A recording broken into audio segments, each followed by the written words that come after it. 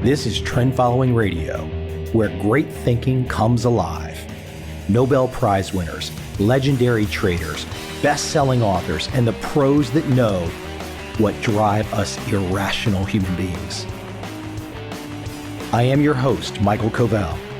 Not filtered, raw, honest. That's my passion.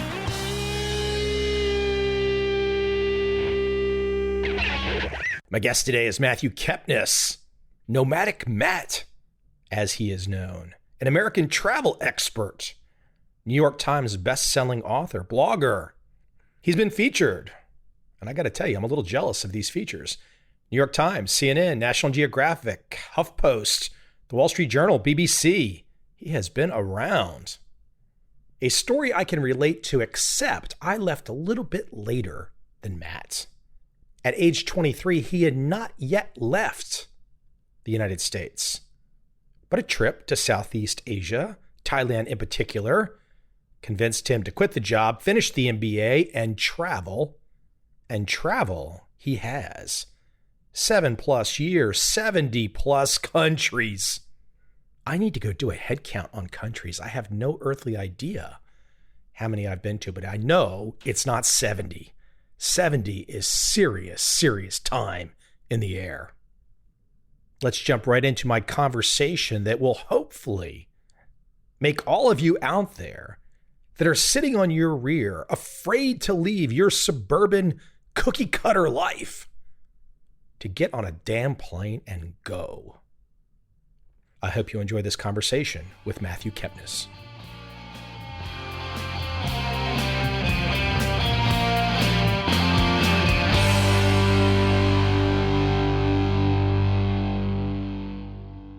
Matt, I've had the chance in the last 7 years to spend a significant time outside the States.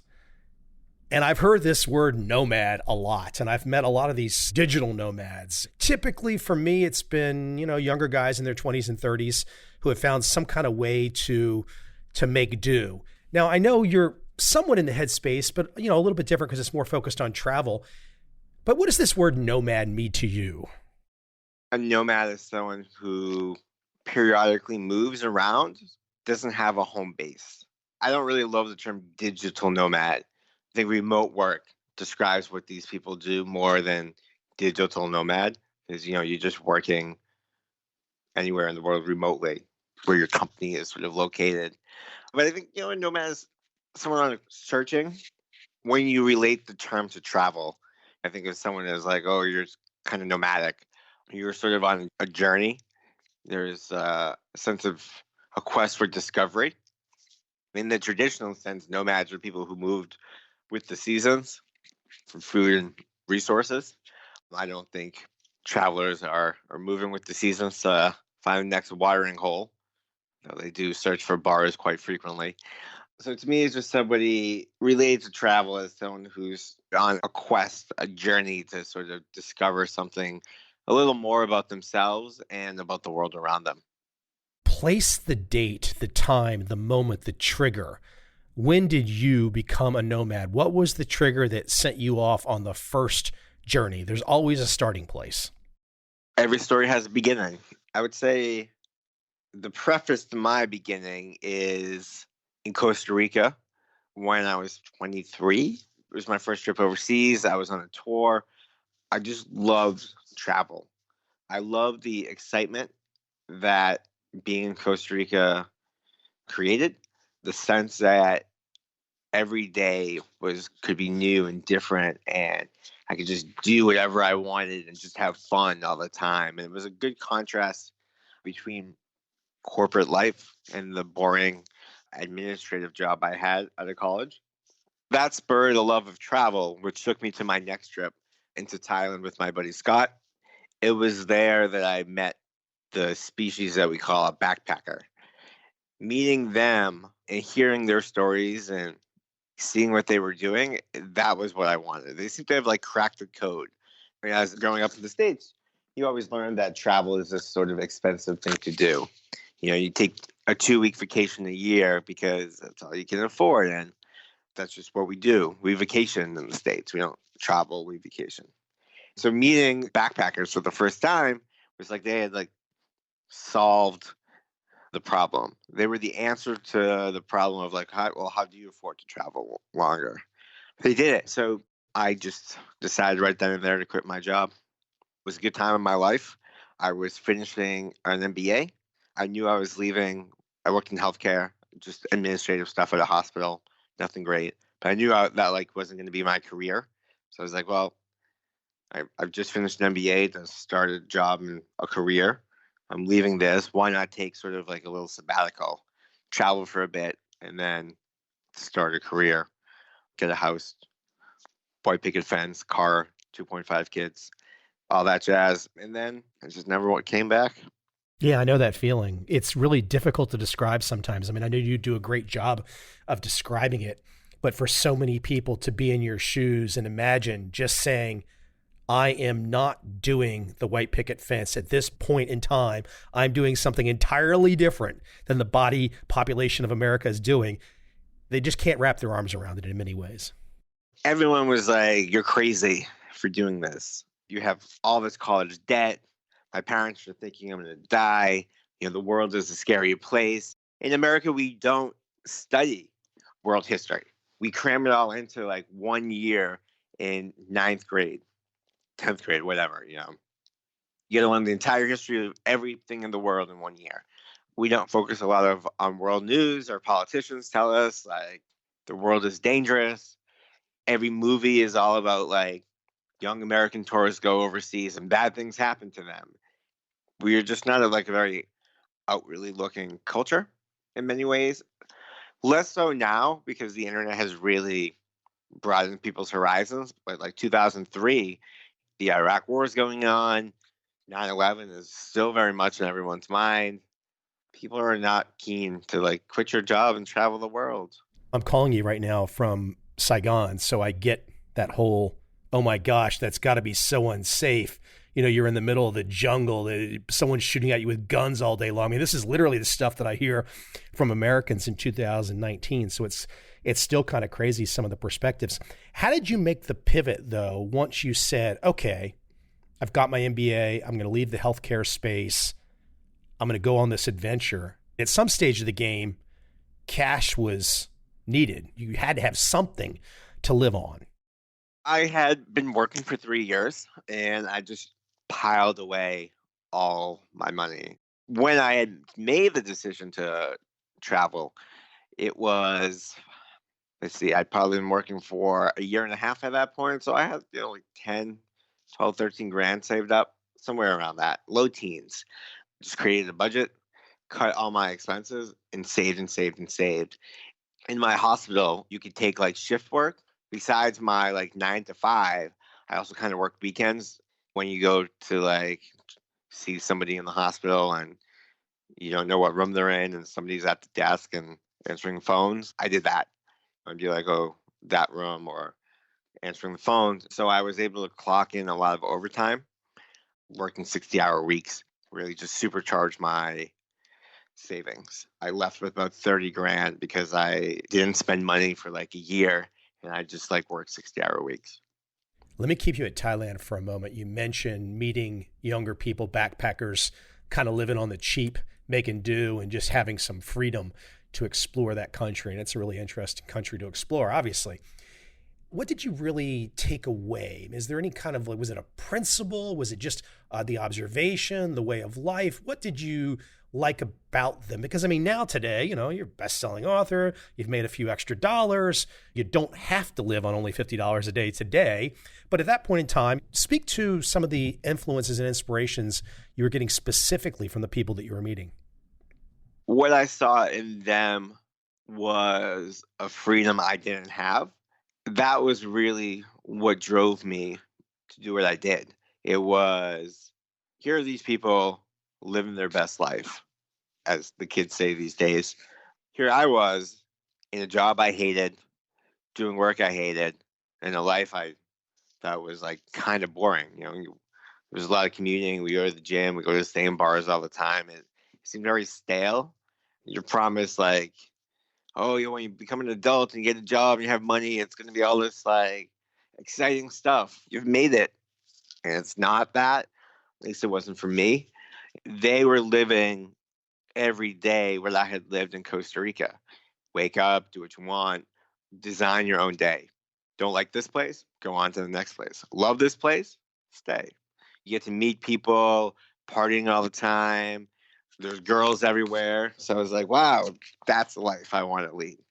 I was just really drawn by the free spirit nature of what they had described and what I had seen while I was in Thailand. I'm lucky that I did not get to Thailand at 23, 24. That's all I can say. I don't know how you survived. You're a good man for that. Hey, as you talk with people, this is kind of a big picture question, and we're going to get back into some details here in a second. But I'm really curious, when people observe you, they read your work, they read your inspirations, the advice you give, how do you break it down in terms of the feedback? Is it people that are really converted, let's try, I want to go down Matt's path? Or is it just, gosh, I'm really curious, I want to know what he's done? Because I would maintain, at least in my own experience in trying to tell people about, for example, Southeast Asia, that most people that I know just don't try. And I've told a lot of people too, not as many as you by any stretch, but I'm just curious your feedback on that in terms of your ability to convert people. I mean, I know there's no doubt you've converted hundreds, if not thousands, to go on that first trek, but how do you feel about that in terms of like winning people over to your view? Most of my readership is actually people who just want to travel cheap. As I've aged, that young backpacker looking to become a digital nomad plays a smaller and smaller role in sort of my audience. What people don't always want to travel the way I do or other people do. Not everyone wants to backpack the world. So you really get young people and you get a lot of old people who are just like, I'm retired now, I'm going to live my dream. And the people in the middle are usually just like, we're going to Greece for 2 weeks. What do we do? The amount of people who like quit their job to travel is not as big as I think the internet would make you believe. But some people, they're easily convinced. Like me. They just need that like one little trigger. Because mostly, like, I don't love my life. It wasn't like I wasn't married to it. Like there was nothing. I didn't like my job. I was happy to leave my job. I found Boston kind of boring. I was happy to leave this Boston, like 23. I was like, I'd rather go back to school. I had more fun in school. I was easily pushed. I didn't have to take care of any sick parents. I had a job that paid well. The conditions were ripe. Whereas I think a lot of people have a lot more responsibility. They might have a significant other. They might have a job they actually like. Could be other stuff going on. Maybe they grew up in a place that's like, don't go overseas, you're going to die. Like, so they need a larger push. And for them, I always just tell people, like, you don't have to go overseas. Just take one small trip. Leave your hometown. Yeah. You live in Midland, Texas, and you're like, never been to the city before? Go to Nashville or like Chicago. Take that first step. We view travel as like, oh, I'm going to go travel. Or you're going to go overseas. But travel can be a domestic thing too. The U.S. is huge. Canada is huge. I don't know. There's a lot of places in North America that are huge. Go explore your backyard. You're going to find a lot of things over that way. You're giving everyone an option. But you and I both know leaving Midland, Texas to go to Nashville is one thing. Leaving Midland, Texas to go to Phuket is another thing. Totally different. But I think some people just need a first baby steps first. A first step.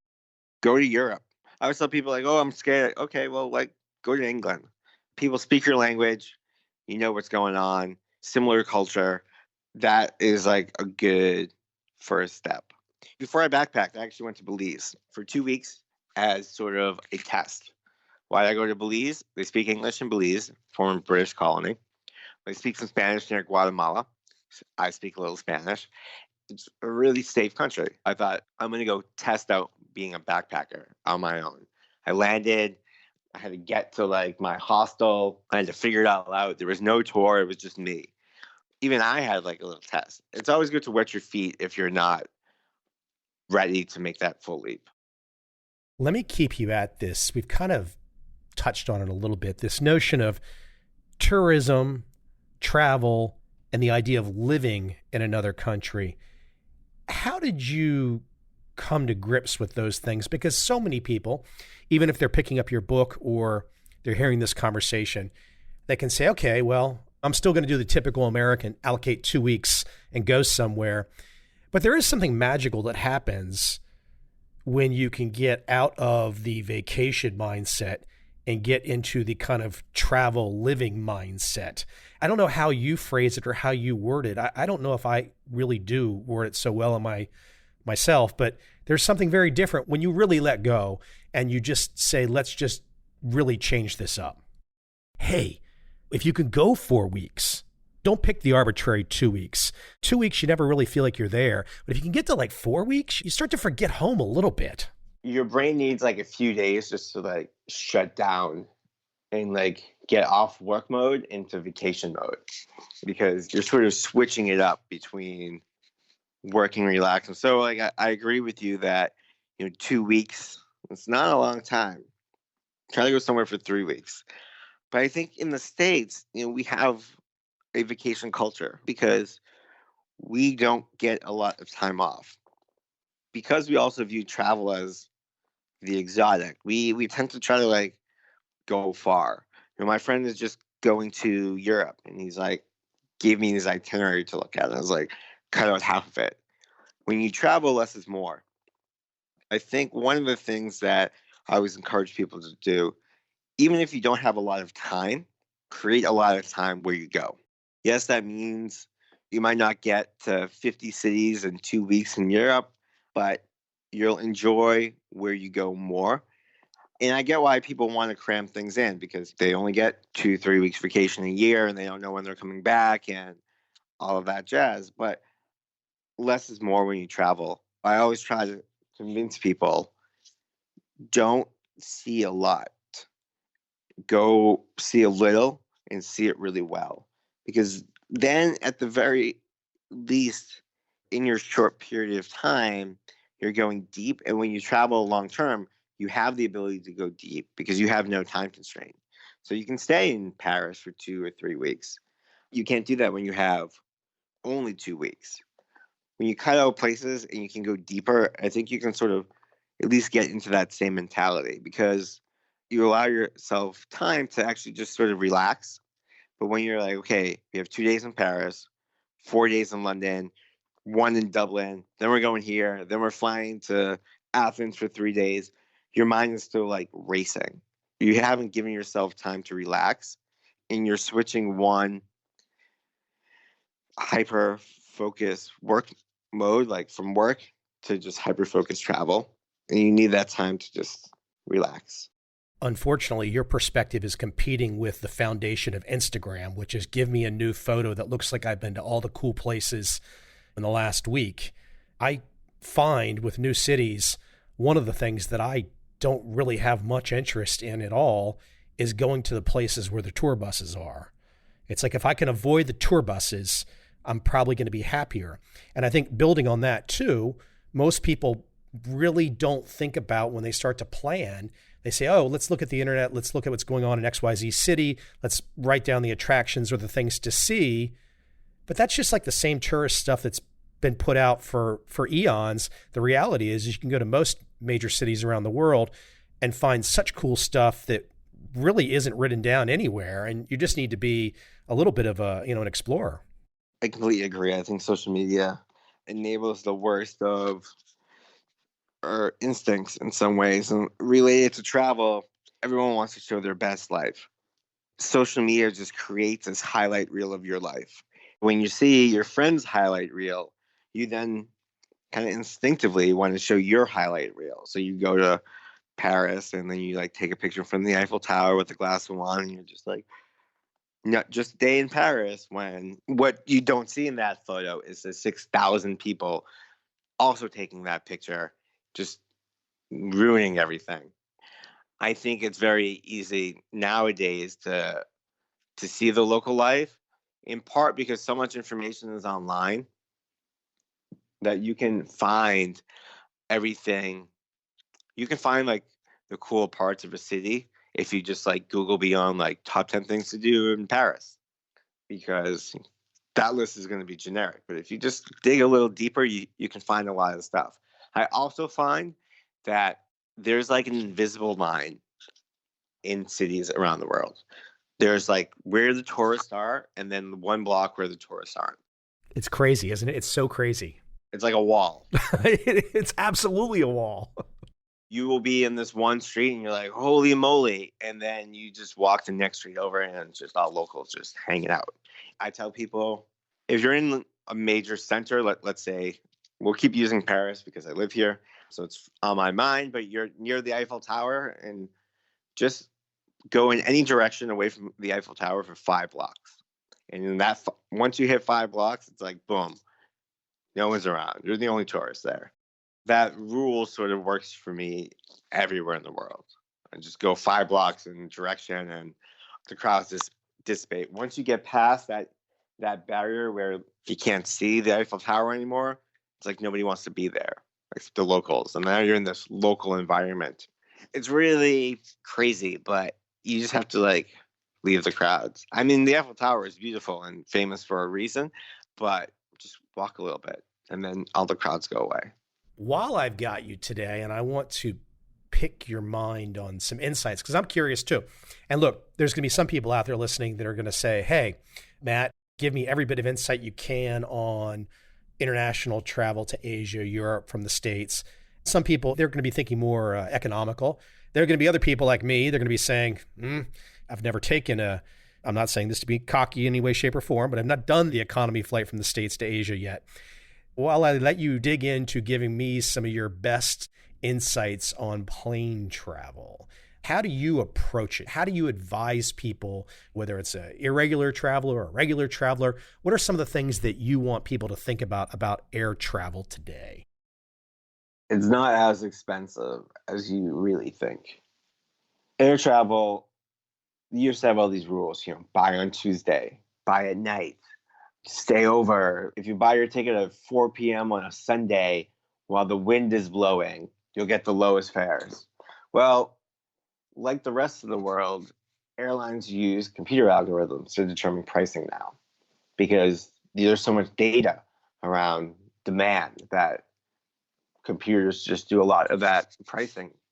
And people still enter in the airfare and you get all these airfares, but there's so many flight deals that go on every day. If you look at websites like The Flight Deal, Scott's Cheap Flights, Holiday Pirates, Secret Flying, I'm sure there's a couple I missed out of there. They just basically like mine the internet for flight deals. And you can always find a flight deal. I recently saw one that was LA to London for $300 round trip on United.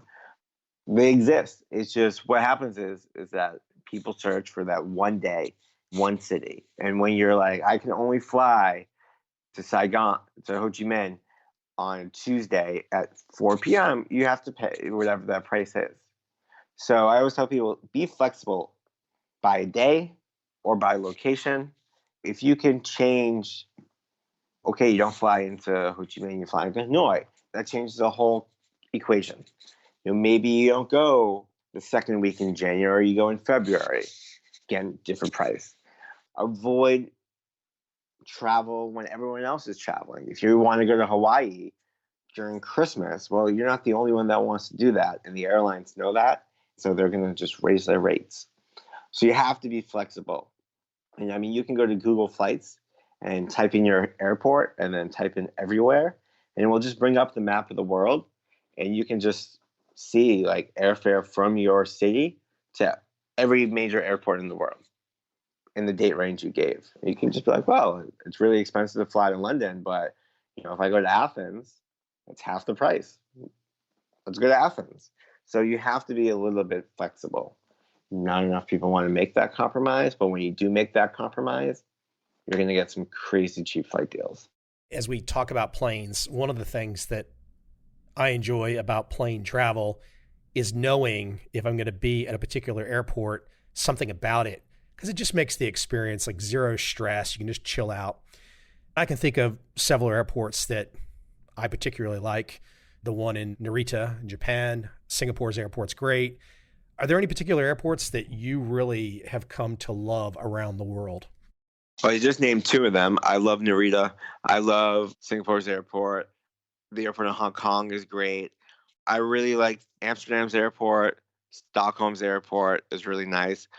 Portland and Seattle are really good too. I like them. They're nice and chill. Austin has really improved their airport in the last year. Every time I go back, it's just new restaurant offerings, new decor. I think sometimes they even have music there. There's a lot of good airports in the world, and there's a lot of terrible airports too. Yes, no doubt about that. Where are you on your country count? Do you have a country count that you're up to? Are you one of these guys that's been literally everywhere? I would say I'm probably around 100 countries, but I don't keep track. Damn, that is a lot. That is a lot. Okay, so where's the most dangerous place you've been, and why was it dangerous? I've never really considered any place I've been dangerous. I don't go to war zones. I mean, I've been to sketchy places, Johannesburg is not a place you really want to wander around. Bogota at night with valuables is not really a place you want to wander around, but I wouldn't call them inherently dangerous. You just got to be aware. On some places, you just have to be eyes wide open on some places. Right. It's sort of like, would you walk around the south side of Chicago at night? Probably not a great idea, but is Chicago inherently dangerous? Well, I don't think so. If I think about all the places I've been, I don't really feel like any place has been inherently dangerous. You're still with us, so no one's taken you out yet. They've tried, though. But for an American, where has been the most inviting place? Where have you just felt the most warmth, easy to get along with people, friendliness? Where have you really felt? You say you live in Paris. I'm assuming you speak a little French. I assume you get along with the locals, but where have you felt the most warmth to an American? All these on-the-spot questions. I'm just going to see if I can just put you in a hole every time, right? I will say that I've never felt endangered because I'm an American. What about most welcomed? Where you really felt a love almost, where people just are really super friendly with you? Maybe I've never been perceptive enough to it, or it's ever come up, but I don't feel if when people are like, oh, you're from the States, and then there's just they show me pictures of past presidents and American flags. There are countries that I can give you a whole list of countries where people are just amazing, but I think people are really fascinated generally by the States because it plays such an outside role in world politics and the economy of the world. But what I actually find more than, oh, you're from America, is I tell people I'm from New York, lived there for 5 years before I came to Paris.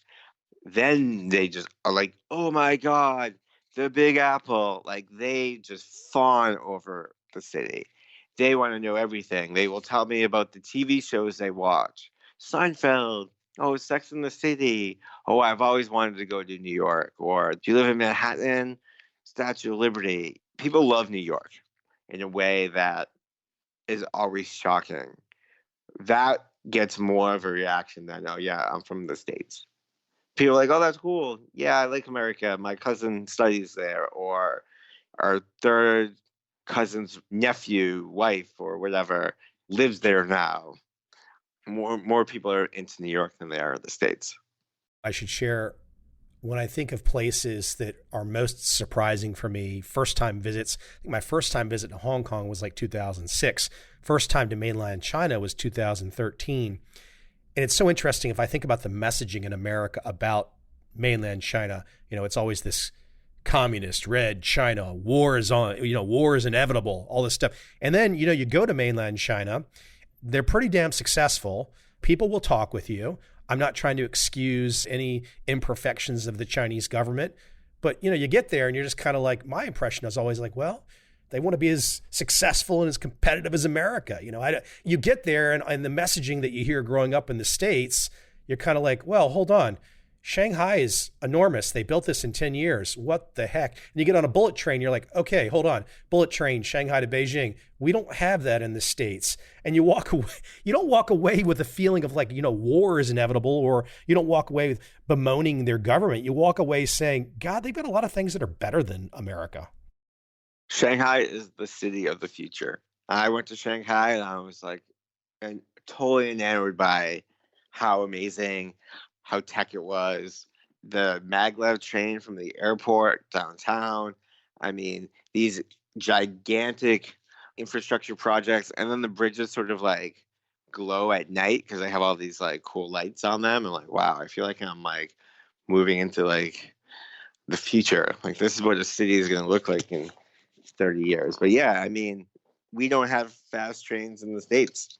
The Acela can go 150 miles an hour. It only does that on 30 miles of track from Boston to DC. I mean, look at JFK, how terrible JFK is as an airport, how terrible LaGuardia is, LAX. The messaging in the States is like, we're the best, always the best. Everyone wants to be like us.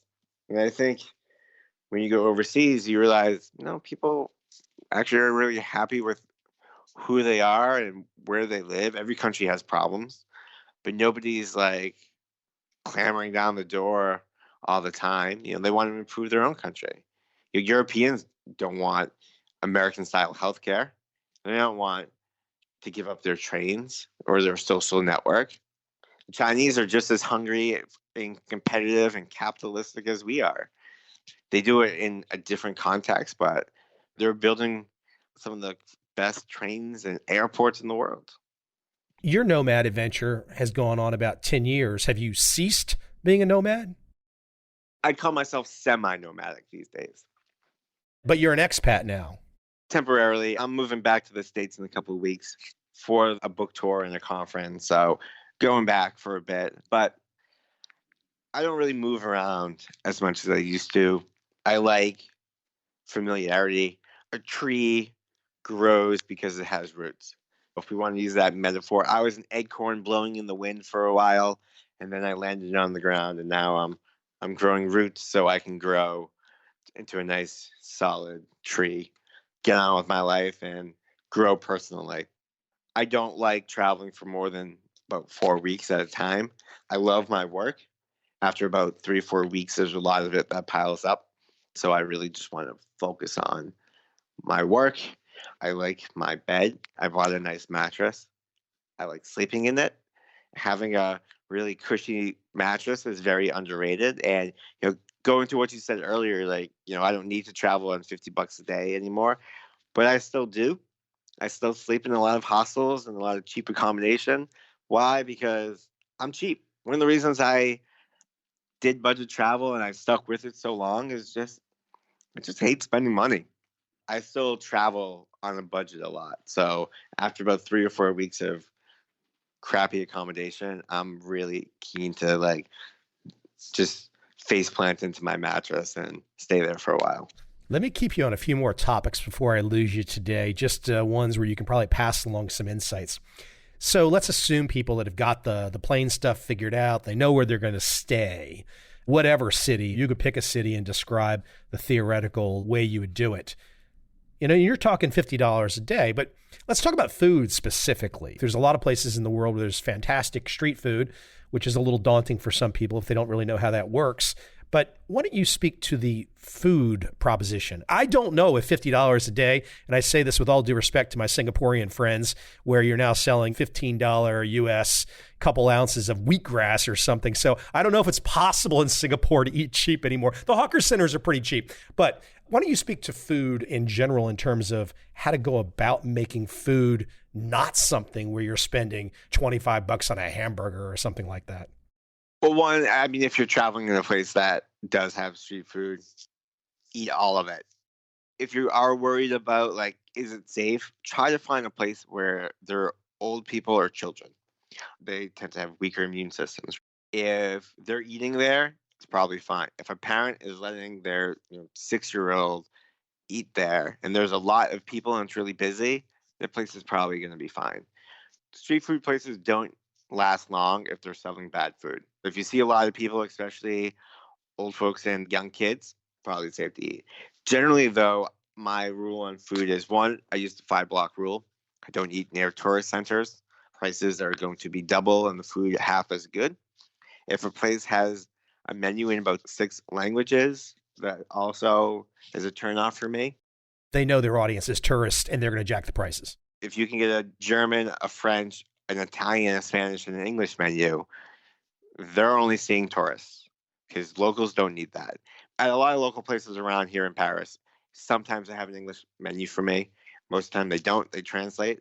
That's the extent of it. If it's in the local language in English, okay. If it's more than that, I'm like, I'm not really too sure about it. I don't eat expensive meals. If money is no object, well, you're probably not reading my content because I'm not for you. But if money is no object, you can get a great meal anywhere in the world, including your hometown. So why travel around the world to have a great steak when you can have a great steak back home? I always rule out expensive food. I sort of eat how I eat back at home. You, me, lots of people. We don't eat out every meal. We don't eat fancy food all the time. We go to the market, we buy groceries, we get a sandwich. We make eggs for breakfast, or maybe we get a croissant.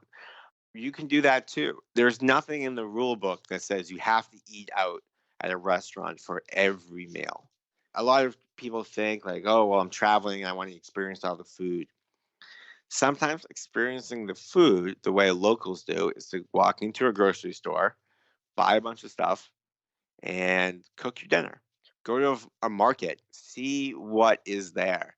If you want to really know how people eat, you're not going to really find it at a restaurant. You're going to find it wandering through the market, seeing what is on sale. What is the fresh produce? What kind of meat do they like focus on? What kind of cheese do they focus on? The seafood that's local. That's going to give you a better sense of like the local cuisine than just like walking to a restaurant and ordering, whatever famous dish you recognize.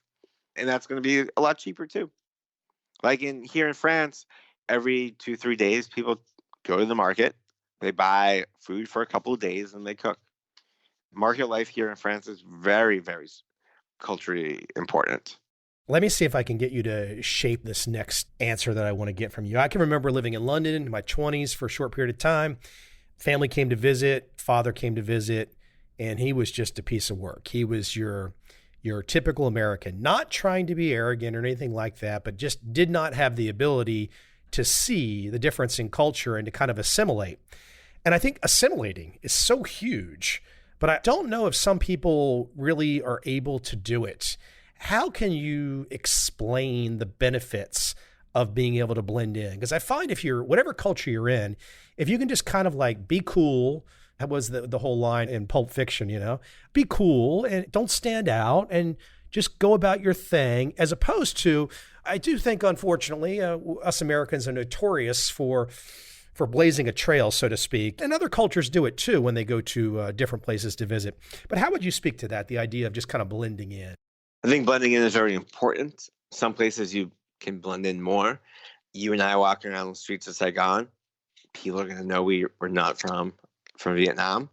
But there's still a way you can blend if you're just respectful and don't carry yourself. I mean, we're not really blending, but there's a way you can be respectful. The locals respect that. I think it's just about not being demanding, not being loud, but also just walk with confidence. Like walk like you belong. Sort of like, they say you want to get into the fancy club, just walk right in. Just walk. Like if you have your bag in front, you're probably a tourist. If you're wearing flip-flops and sandals and like a t-shirt walking around the big city and nobody else is, you're probably a tourist. So just taking a moment to just blend in. Inside, you could be like, I have no idea what's going on. You can be super confused, but if you just like Google like what do French people wear, or what do they wear in Germany, or what do they wear in England, and just sort of mimic that, you can go far to blend in. But I think one of the things I always just tell people is you're on vacation, relax. If the food takes a while, it takes a while. You have nowhere to be. If you can just get into that sense of just you're here, relax. Don't expect the same level of service as back home. you'll be fine. Sometimes the service might be better. Some people just can't teach them. They have to sort of learn for themselves. Like, you have to be put in a situation that they really stood out, that really changes their perception. You could almost title a book in terms of blending in. You could call it like the no wife beater rule. If you're wearing a wife beater in a foreign country and a flip-flops and you happen to be an American, you're just not blending in. Every culture has sort of their own wardrobe. I can always tell an American because they're wearing jeans and tennis shoes. Like, if I see someone with the t-shirt, jeans, and, like New Balance, I'm like, that guy's an American right there. One last question for you that I'm curious about, a little bit perhaps difficult, but you mentioned that you have been to so many countries, over 100, and you've never really had a fear that you were worried about. You happen to be male. Now, if you're a female, I can think of so many countries where I would, whether it was my mom or my sisters, whatever, niece, I'd say, go, you're safe, by yourself, don't even think about it. But that's not necessarily the case for all cultures and all cities. And without naming any names, you folks know places where the guys can act a little bit bad. But how do you navigate giving advice to women that are perhaps want to travel alone? Because sometimes you got to go by yourself because you can't get other people to go with you. I was almost mugged in Colombia by breaking the rules of walking around Bogota when I shouldn't have been with the phone out. It happens to guys too. With women, I have someone that writes like a solo female column on my website. So, because like she can speak more to that. I always say, look, I know I'm a guy and this is my perspective. Women travel the world by themselves all the time.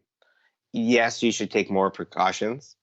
I know a lot of women who wear a fake wedding ring, who carry like a door stopper. So like when they're in the room, they put it there so no one can like force open their door.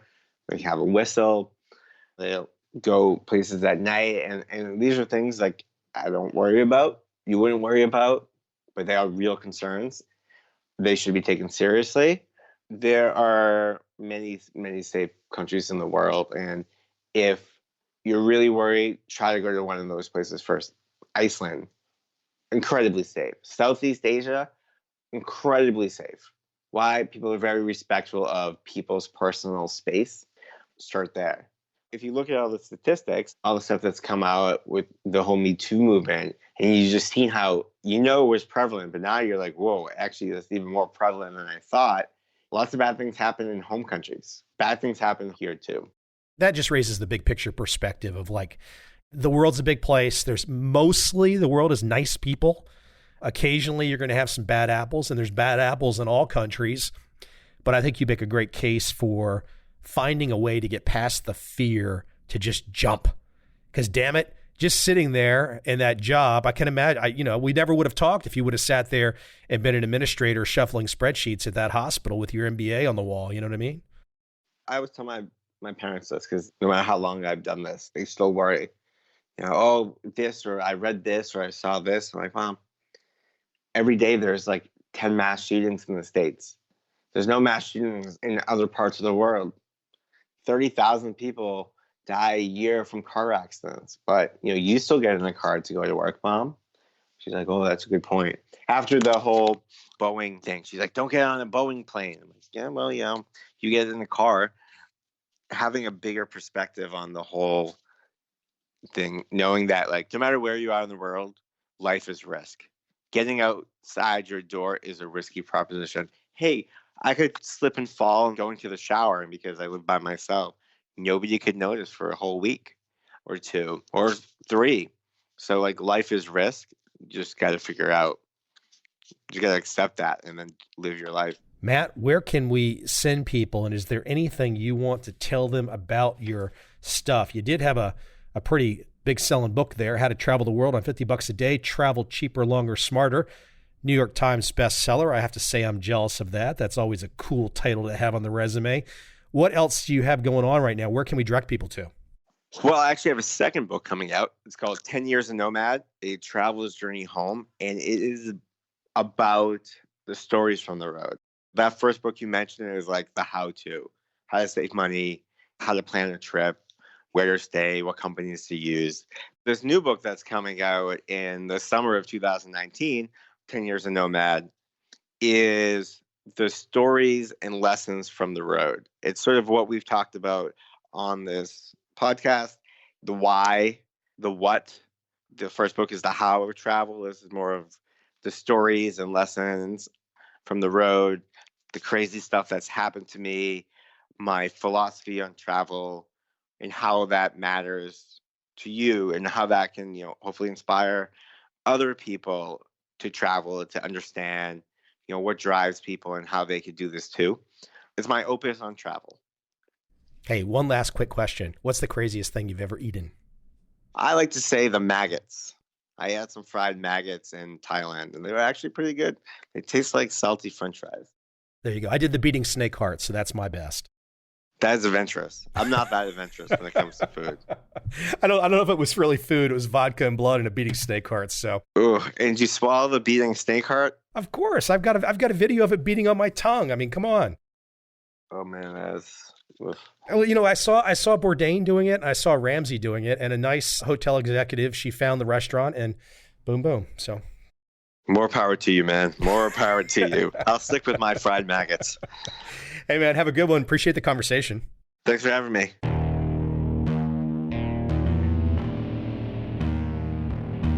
I see a time when those awake will understand how to make money in up, down, and surprise markets. Whether new trader or experienced, college student or financial advisor, protecting against a crash or just trying to make a lot of money, Trend Following offers everyone an answer in uncertain times. To get started immediately, send me an email, michael@covel.com. I will send you the right trend following steps to take along with my free video. But if you want to buy and hold, trust the government and trust Wall Street, this is absolutely not for you.